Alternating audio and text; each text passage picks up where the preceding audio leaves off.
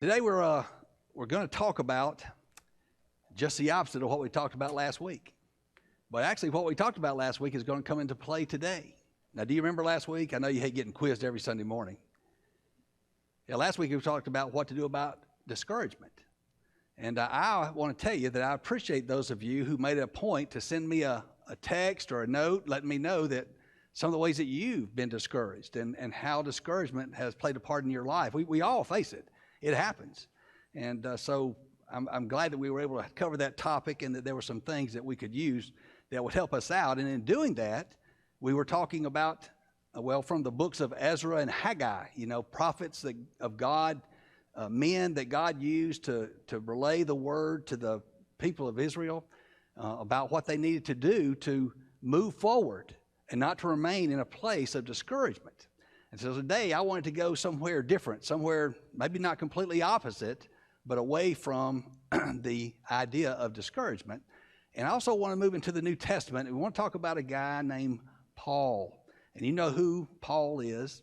And I appreciate Paul in so many different ways. And I'm not like a lot of preachers. I don't preach a lot of sermons about what Paul says. I like to really read about what Jesus says. But there's lots of things I love about Paul, and one of the things is I love his perspective.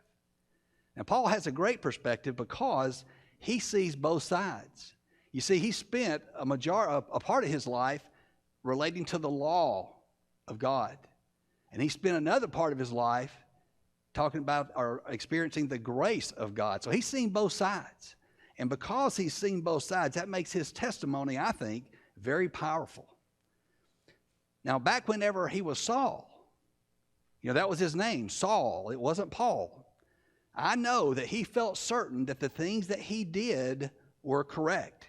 I know that he felt justified in the acts that he did for God following the law.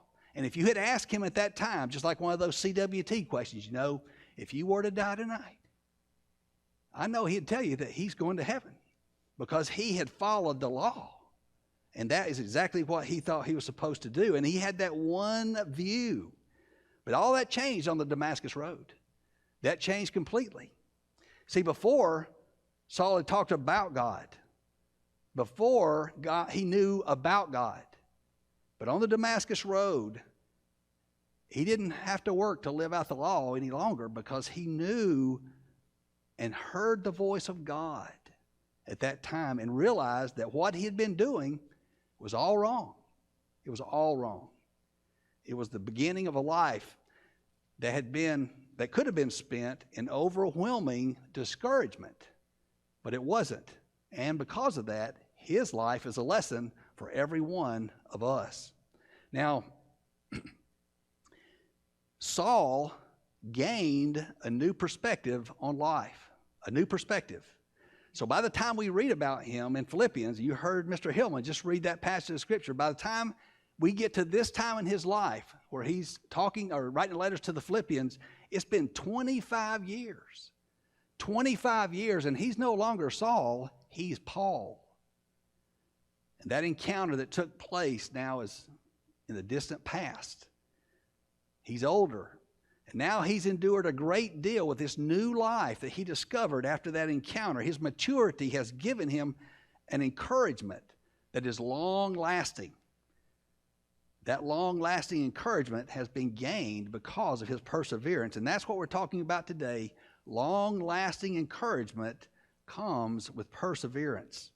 Let's see what we can learn about perseverance and how that encourages us. And first of all, perseverance adds appropriate perspective to life. Now, besides Anna, is there anybody here that likes the History Channel? Anybody? She's rolling her eyes. Yeah, I am too. I don't think she watches it. That's why she rolled her eyes. I was just being facetious. Yeah, but I like the History Channel. I like the History Channel because I like the stories that they tell. I like to get to know the characters of the history that has been our country's history particularly.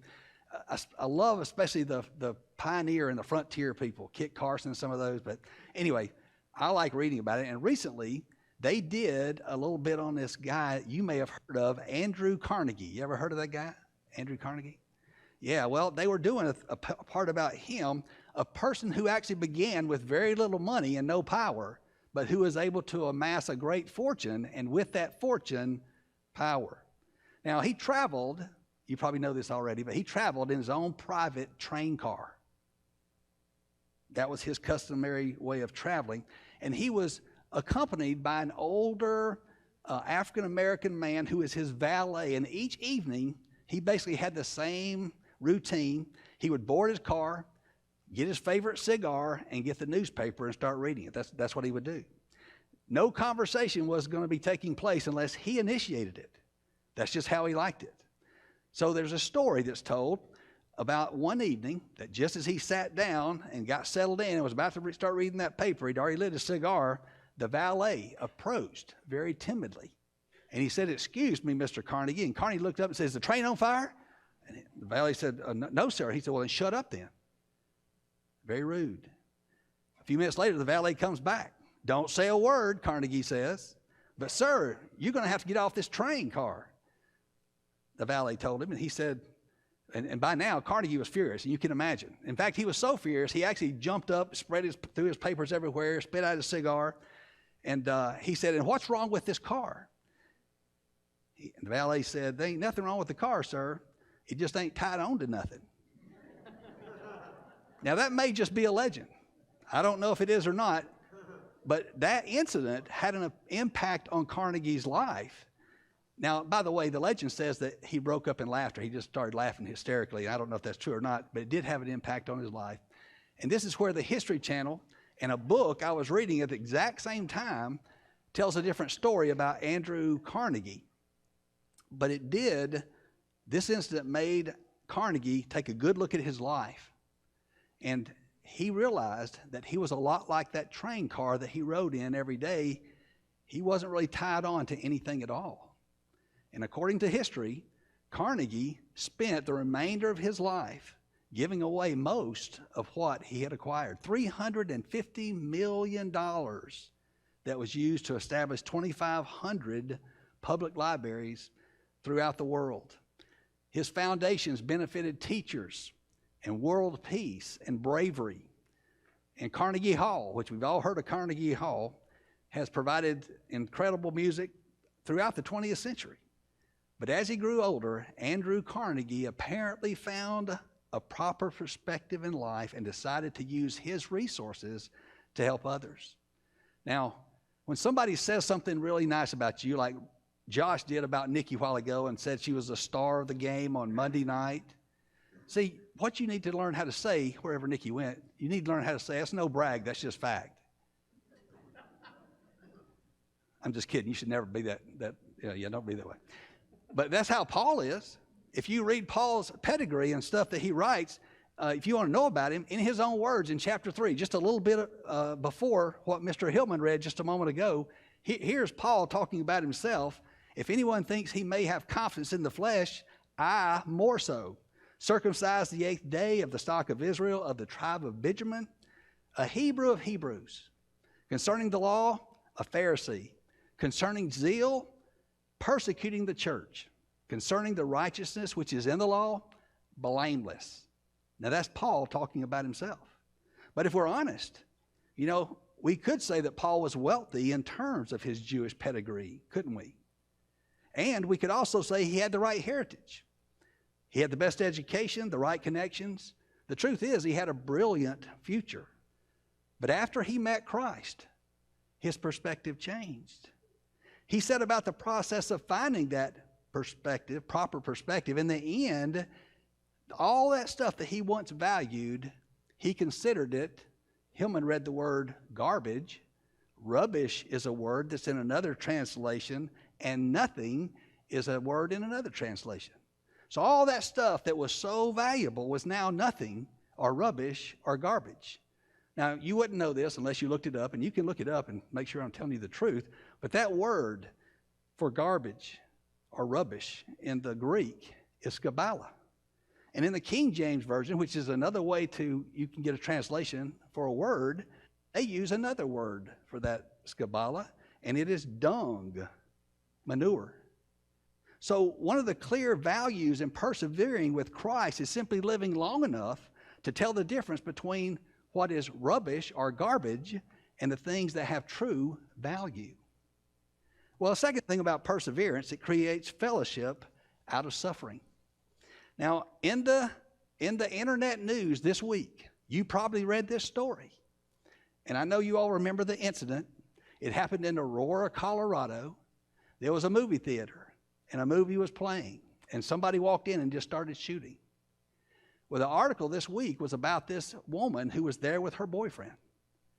And she noticed the guy moving across the way there, and as soon as the shooting started, she hit the deck, and her boyfriend tried to do the same, but he was killed. Now, this woman made a note to write a letter of appreciation to every single police officer that showed up that night to help. But one officer in particular was the one that first came in contact with her. And she hand-delivered his note to thank him for what he had done to help her. Now, all those years have passed by now, and they began a relationship, and they just got married. Whenever you suffer together, there is a fellowship that is created like none other. And I'm going to be honest and tell you that until I had to be a caregiver, I didn't know how difficult caregiving could be. But I have an instant bond, I feel, with every single person that I've come in contact with since that time who has to caregive. And it just works that way. At our other church, what is that little heart condition where your heart flutters real fast? What's that called? AFib. We actually had a group. We had the AFib club. Everybody that had AFib and had to go to the hospital, they became part of that club. And they would all sit together on Wednesday night, dinner, and eat. Now, that sounds sort of morbid, doesn't it? But, they all shared this thing in common. They could all tell their stories to each other. Whenever you suffer something together, you seek out people that suffer along with you, and it creates a fellowship. When Paul suffered, he felt a kindred with Jesus Christ. When Paul was scourged, don't you think he remembered the night that Jesus was scourged? When Paul was thrown into prison, don't you think he thought about the night that Jesus got thrown into prison before his execution? When Paul was thrown out of places like Ephesus, do you think that reminded him of the time that Jesus was tossed out of Nazareth? All those experiences, in those experiences, Paul found power. And I thought about Paul's sufferings. As I was thinking about that, I thought about a story. And this is the story I was telling you about earlier. It sounds just like your uncle. This lady was named was Ruth Baker. And Andy Cooks tells this story. It's a great story. This Ruth Baker, she was a person like some of you are here. She just has a heart for ministry, and she's all the time doing things for other people. Just unsolicited. Just help anybody. And she has this habit of helping the elderly in her neighborhood. And so in 1990, she had gone to buy groceries for one of her neighbors. It was a winter day, and I guess the car just didn't see her and backed into her, broke her leg. Well, she had to go to the hospital. And as she was recovering from her injury, her other leg began to hurt. And so the doctor had them wrap that leg. And the problem was they wrapped it so tightly that the next morning, the leg was of no use. And they ended up a week later having to amputate the other leg. Worse, when they were moving her from one hospital to another, the people transporting her dropped her and re-broke her originally broken leg. And so then she spent nearly a year doing tests and rehabilitation and going through excruciating pain, and eventually had to have that leg amputated as well. Now, all this started when a person just ran an errand for a friend. And it was a good deed that went horribly wrong. Now, this is Andy talking, but he goes to visit this lady at the hospital, and he's hoping to bring her some kind of comfort. And this was his first year of ministry. Can you imagine how he felt? First year of ministry, he's going to try and bring some comfort to this woman. He wasn't even sure what to say. He didn't know what wisdom he was going to be able to convey to this woman who had gone through so much suffering. And so he said, Miss Baker, I just wanted you to know that our church has been praying with you or for you for a long, long time. Her response is amazing. She says, not every day can be a mountaintop experience. In fact, you can appreciate the mountaintop more when you're in the valley. And you know what? This is what I've learned. God's promise was that he would never leave us. that he would walk with us through the valley of the shadow. He's walking with me now. Andy went on to say that while he knew the words of Psalm 23, and he could tell them to you right now, she actually knew the reality of them, the reality of the words of the 23rd Psalm. She knew the truth because of the fellowship of her suffering. Now, one of the problems of persevering is living long enough to have all kinds of suffering. On the other hand, one of the benefits of persevering is living long enough to experience suffering. And in suffering, there is value. And last night, whenever Heather and I were watching this movie that was based on a true life of a fellow named Father Stu, at the very end of the movie, whenever he is preaching to his congregation, he talks about the suffering that he'd been through and how suffering brought him closer to God. And so if you're experiencing suffering, I encourage you, don't miss the value that God has in store for you. Well, thirdly, perseverance is the path to victorious living. Now, this is going to sound a little simple and a little silly, but it's a true statement. Every single soldier, do you know what the goal of every single soldier is? Is to be standing at the end of the battle. If you can persevere through a life-threatening situation, victory is yours. Now, Paul wasn't the perfect man, but you know what? He was a follower of the perfect man. He spent his life trying to become more and more like Jesus. He had already realized that he was just like the rest of us, just a sinner saved by the grace of God. And a large part of Paul's victorious living was due to perseverance, which he stated like this: forgetting what is behind me, straining toward what is ahead, pressing toward the goal. Those are his words. Now, here's the point. If you can't forget your past mistakes, you'll have a tough time with perseverance. Think about it just for a minute. Don't you imagine that Paul agonized over his role when they had Stephen stoned? Don't you think that he felt remorse over those families he'd persecuted all those years before he became a Christian himself? And how about how many Christians suffered because of Paul's work? He must have been haunted by their faces and agonized over their cries as he grieved what he had done before he met Christ. Now, he could have stayed in that hole and wallowed in it, and that would have been, anybody would have understood why he was discouraged. But see, he didn't, because he focused on God, and that caused him to persevere. A person who perseveres must move past their mistakes. And somehow, we, all of us, we must move and forget about the pain of past embarrassments. It's tough. But we got to move on with God's purpose in mind.